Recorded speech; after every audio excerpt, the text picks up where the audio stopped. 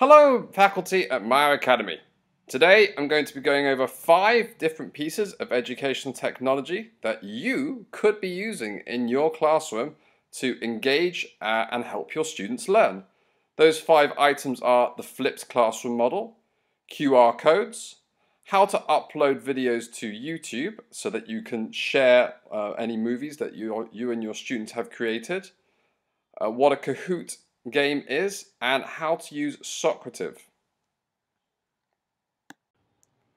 So what is a flipped classroom model?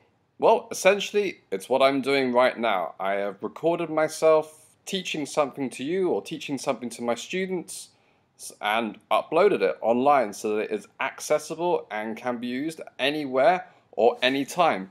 So what does that mean as a benefit to our students? Well, it means that students in their classroom can learn at their own pace and at their own time. They're not stuck at one point when maybe you've lost them on one particular concept. They can pause the video, they can rewind, and then play it on further forward as they become more comfortable with the information that you've discussed. It's free from interruption from other students. If they're plugged into their iPad, they are focusing on you, they're focusing on you alone. It's a great way to help your substitute teachers if you're ever, unfortunately, away, and you have the opportunity to plan ahead to explain to your students exactly what the concept for the day is and what the learning exercises are in a way that only you know that you could do it. Other options are the literature actually shows you apparently that your students, especially if you were to play a video at the very beginning of your lesson, that they're actually more likely to listen to what you are saying word for word if they're watching a recording of you than if you're actually physically there live.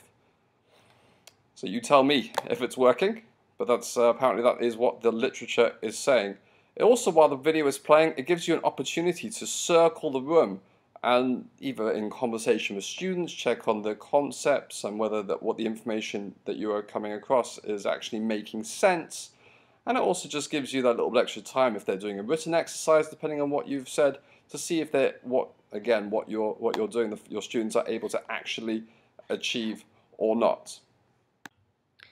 But there's no doubt that my favorite part of the flipped classroom model is the opportunity that you can watch that movie, that concept, that piece of information, which you've said once and you've said twice to students, 3 times, met after school. It's there, they can watch it again and again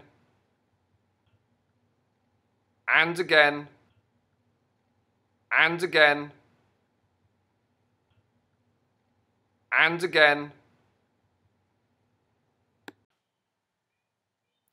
and again and again. And in this way, even if they don't still understand the knowledge or the concepts that you're trying to teach them, they should have the right questions to come to you to be able to say, this is what I don't know, and for you to sit down with them and work with them, as teachers do. Now, I must admit the concept of recording myself for a flipped classroom model was a little nerve-wracking at first, but I have to admit after the first few takes that I felt much more comfortable and I feel I'm presenting much more clearly. So, as the saying goes, nothing ventured, nothing gained.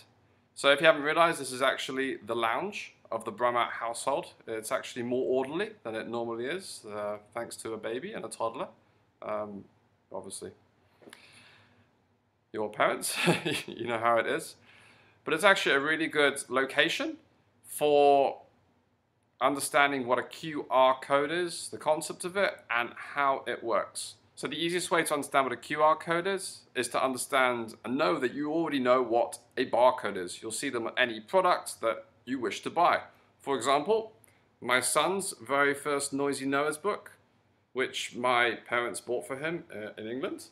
On the back of it, how did they buy it? Well, there was a barcode for them to scan. They took it up to the till, they scanned it, the price came up, the book came up, and they were able to pay for it. The person at the till did not have to type in all the numbers. The person at the till did not have to write down what the purchase was. It was an automatic item which was scanned and put up electronically. really creative piece of technology, and obviously used worldwide today. The more evolved version of a barcode is called a QR code, which looks like this, otherwise known as a quick response code. You normally see 3 black squares in the corners. You'll see a black and white matrix, which is the code.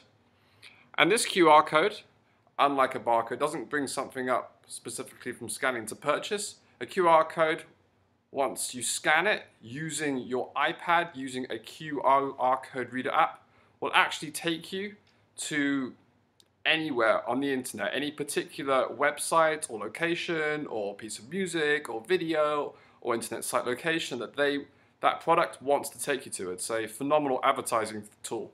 So for example, I've got a talking hook toy, and on the back of it there is a QR code, and the QR code promises that once you scan it with your iPad, it will take you to a really fun website where you can play with Jake and the Neverland crew. You don't have to type in the website, you just scan it and it pops up. Here's another one, another toy from my parents. A cool bike, which I spent at least an hour making, but he absolutely loves. There is a QR code on it, which I could scan, which really helped me actually make the bike, because it showed me a video of how it was made. It scanned straight to it, and I didn't have to type in the website. It showed me exactly how to make the bike. The Noisy Noah book, the barcode says, press here to hear sample music, which I don't completely understand because I'm hearing a lot of noise and music actually on the book, but I'm sure if I took the time to scan it, that I would find some noise and music. In fact, let's try that now. Okay, welcome to my iPad screen, which I'm now going to use to show you how to use your iPad in order to scan a QR code so you can see how it works. 2 ways of opening the app. I'm told on very good authority that this has already been pushed to you.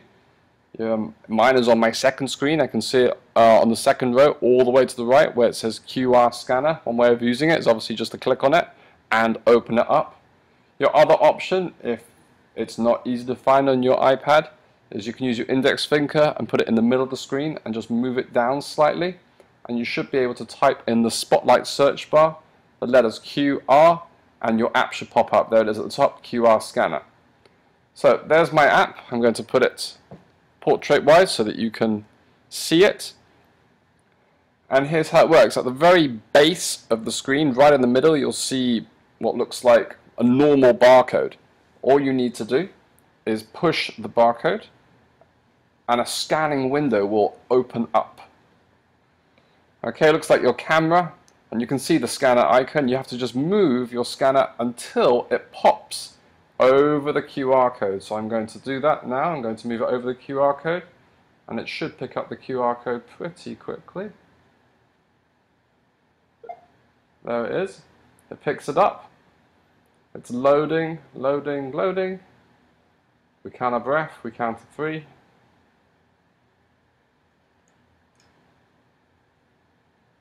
And there it is, there's the website. It's opened up, it says listen to the audio. So there's my website. You might notice it's a little bit small on your iPad. It's just an app which I found which works very well with the way that our network works in the school. If you want to open up on a bigger window, you're more than welcome to press on the bottom right corner. You'll see a little square with an arrow. You can press that and you can open in Safari or Google Chrome, and it'll be just the same size.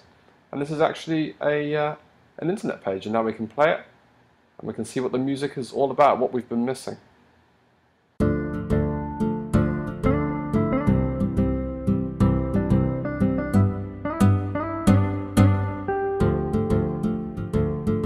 The animals went in 2 by 2, hurrah, hurrah. The animals went in 2 by 2, hurrah, hurrah. The animals went in 2 by 2, the elephant and the kangaroo, and they all went into the ark for to get out of the rain. Okay, great. I hope you're all trying out your QR code readers and trying everything out right now and seeing those websites pop up. I'm going to pass over to the live version of myself now to continue this presentation. So thank you very much. Bye-bye.